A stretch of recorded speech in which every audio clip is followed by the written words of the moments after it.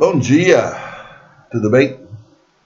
Eu sou o pastor Gilberto e nós estamos nos nossos devocionais diários. E essa semana nós vamos falar lá em Efésios capítulo 3, nos versos de 1 a 13.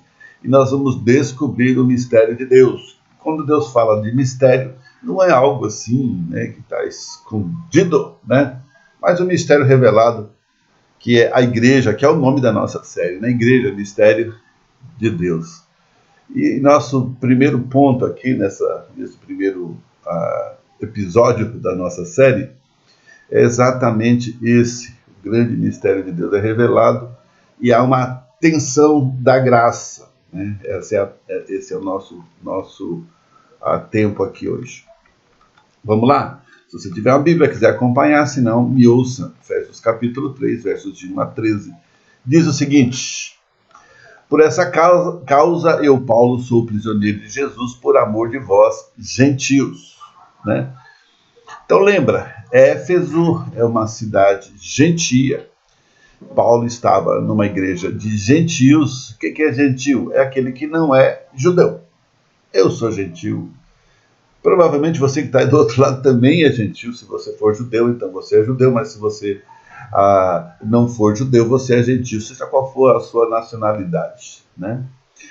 Outra coisa que Paulo vai falar aqui, a gente vai conversar um pouquinho mais à frente, mas só para a gente olhar um pouquinho mais de profundidade, Paulo diz: eu sou prisioneiro de Cristo. Você fala, mas Paulo, do que é que você está falando? Paulo está dizendo que é prisioneiro de Cristo, embora ele esteja preso numa cadeia romana. Ele está lá em Éfeso, preso numa cadeia romana, e dizendo: eu não sou prisioneiro de Roma, sou prisioneiro de Cristo por amor a vocês. Glória a Deus, Glória a Deus. Se é que tendes ouvido a respeito da dispensação da graça de Deus a mim confiada para vós outros. Então Paulo está falando que Deus revelou para ele essa libertação chamada igreja e confiou em Paulo para que Paulo falasse para outros, assim como ele está falando para você e para mim agora, Então, se as pessoas têm ouvido a respeito da dispensação da graça, favor imerecido, então você é responsável, eu sou responsável de tornar essa mensagem para todo mundo. Pois, segundo uma revelação, me foi dado conhecer o mistério, conforme escrevi há pouco, resumidamente, versos capítulo 1 e 2, a gente vai falar já sobre isso. Pelo que, quando ledes, verso 4, quando ledes, podeis compreender o meu discernimento do mistério de Cristo. Então, é uma carta para a igreja de Éfeso. Ele não é um discurso que alguém anotou, é uma carta. Ele está falando do mistério, está falando de discernimento, do entendimento, da capacidade que ele está revelando aqui. O qual, em outras gerações, não foi dado a conhecer aos filhos dos homens, como agora foi revelada aos seus santos apóstolos e profetas no Espírito. Então, em nenhum momento da história da igreja de Deus com o povo, mesmo o povo judeu, esse assunto não foi trazido à tona somente agora, através de Paulo, porque Deus tinha um propósito em Cristo.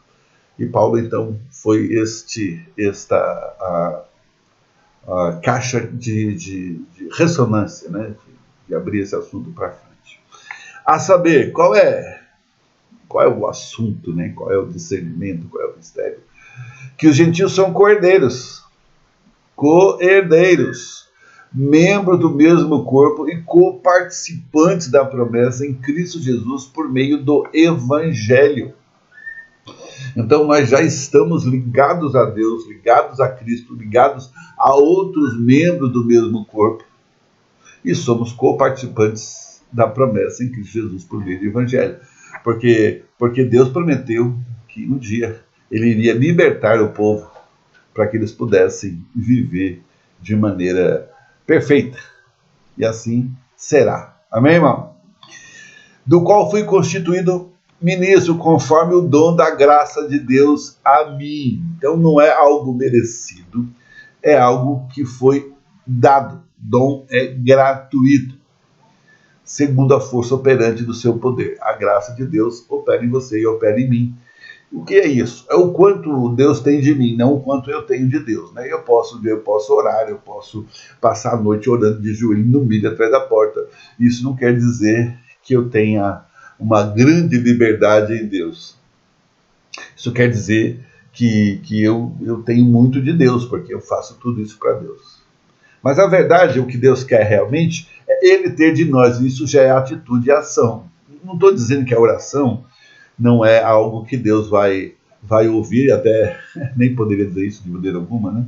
Mas eu estou dizendo que esse é um extremo onde às vezes as pessoas acham que Deus está ouvindo, e aí ele levanta depois de 4, 5, 6 horas de oração atrás da porta em cima do milho e dá um bico no primeiro que aparecer na frente dele. Entendeu, não? Espero que você não tenha mal entendido isso. A mim, o menor de todos os santos, me foi dada esta graça de pregar aos gentios o evangelho das insondáveis riquezas de Cristo. Paulo era para si mesmo e falei, quem sou eu para estar fazendo esse tipo de revelação? Né? Deus planejou para mim. Assim como você pode pensar de você, e eu penso de mim também, né?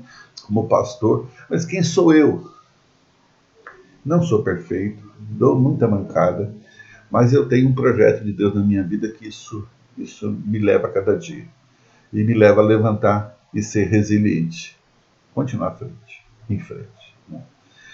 E manifestar qual seja a dispensação do mistério desde os séculos ocultos de Deus que criou todas as coisas, para que pela igreja, o mistério, pela igreja, a multiforme sabedoria de Deus se torne conhecida agora dos principados e potestades dos lugares celestiais. Igreja, o ajuntamento celestial na terra, o ajuntamento dos pecadores num projeto divino, onde Deus é de fato o Senhor.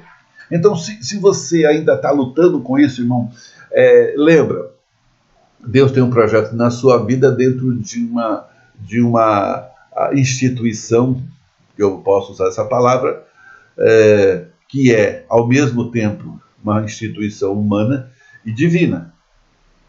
É humana porque tem humanos dentro, é divina porque foi Deus que mandou fazer esse troço aí. Verso 11. Segundo o eterno propósito que estabeleceu em Cristo Jesus, nosso Senhor. Lembra, Jesus vai para a cruz e morre por nós. E esse nós é um nós conjunto, é um nós grupo, não é um nós individual. Entendeu, não?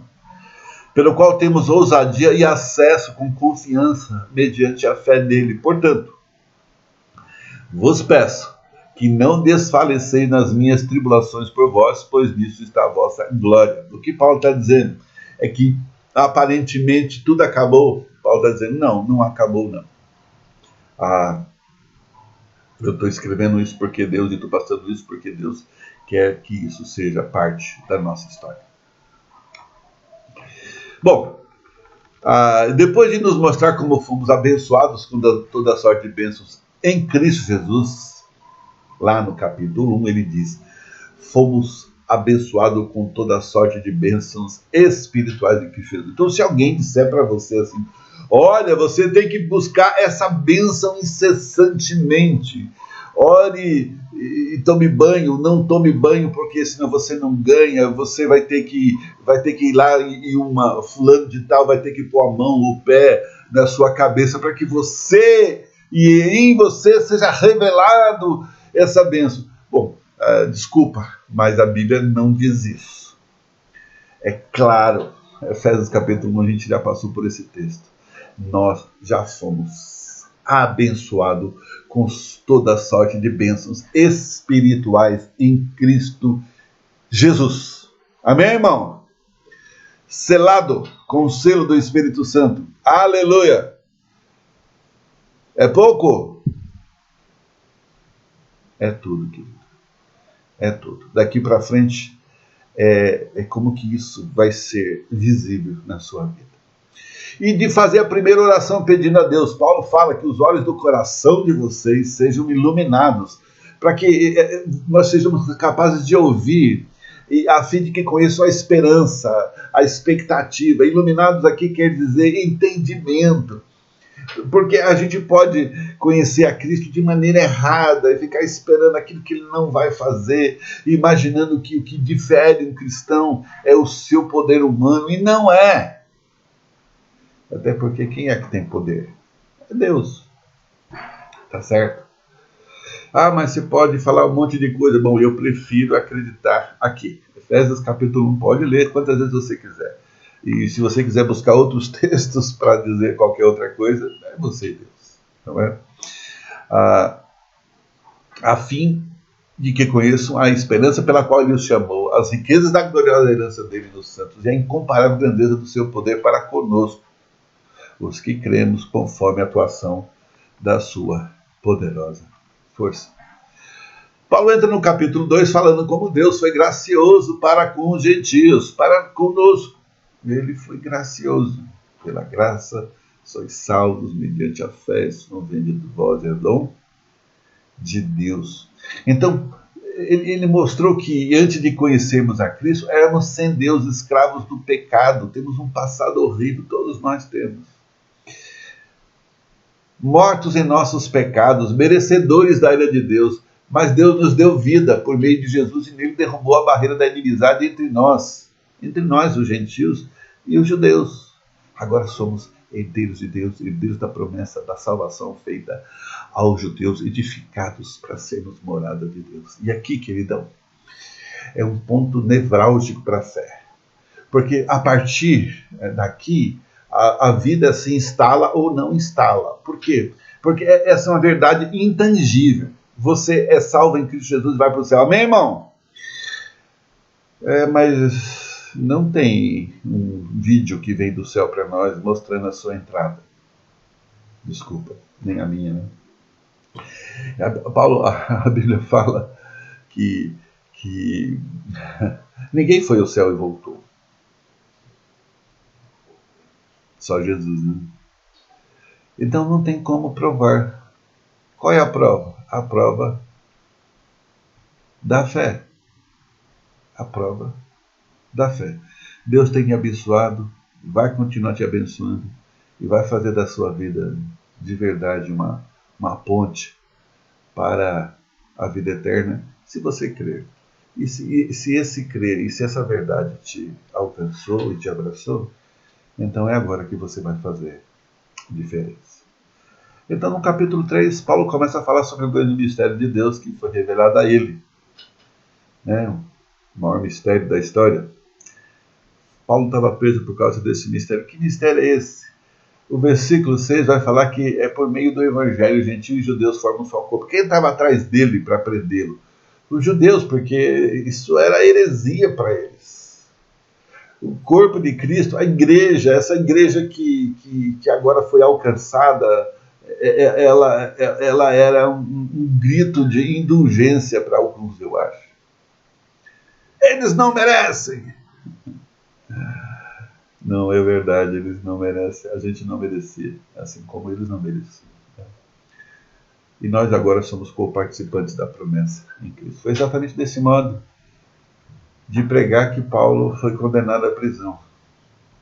Mas a gente pode destacar um ponto aqui. Paulo está preso, mas se considerava prisioneiro de Cristo e não de Nero. Nós já falamos sobre isso. Paulo via sua vida pela ótica da soberania de Deus e não da perspectiva humana. Paulo se considera prisioneiro por amor, não por obrigação. Talvez os crentes de Éfeso estavam procurando ou perguntando por que Paulo está preso em Roma? Por que Deus permite essas coisas? Paulo explica que ele está preso pela causa dos gentios. Ele está preso por pregar que os gentios foram reconciliados com Deus e reconciliados com os judeus para formar um só corpo em Cristo Jesus. Paulo não está preso por causa de Romanos. Paulo está preso por causa da fé e pelo amor por nós. E ele não se sente mal ou incapaz por causa disso. Ele leva a igreja a sentir prazer por ele estar preso por essa causa. Então, meu querido, eu sei que você vai ser confrontado com muitos valores humanos, porque eu já disse aqui, é que o ser humano, de uma maneira geral, ele sempre está certo, porque ele está certo segundo as suas próprias crenças. Como é que eu posso estar errado segundo o que eu creio? Eu nunca vou estar errado. Ser humano nenhum na Terra está errado. Então todo mundo está certo? Até entre os gentios, os incrédulos, eles vão bater de frente. Porque há valores e valores. E não há uma, um significado comum que possa trazê-los a uma verdade